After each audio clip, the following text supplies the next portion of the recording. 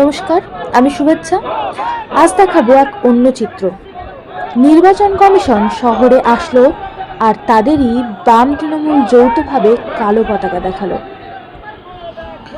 চলতি সপ্তাহেই আসন্ন নির্বাচনের নির্ঘণ্ট প্রকাশ করবে জাতীয় নির্বাচন কমিশন।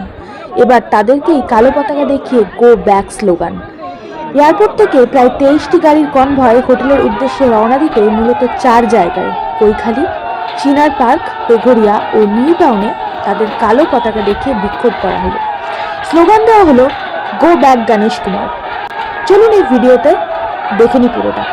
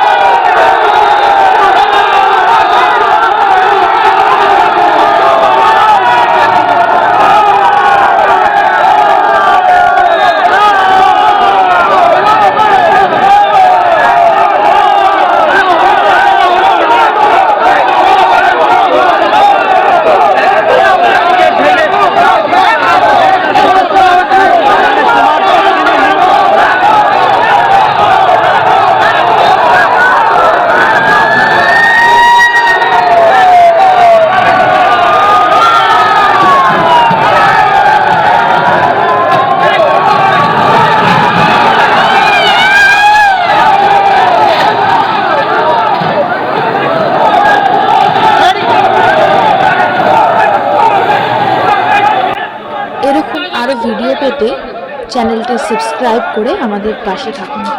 ভালো লাগলে লাইক, শেয়ার এবং কমেন্ট করুন। ধন্যবাদ।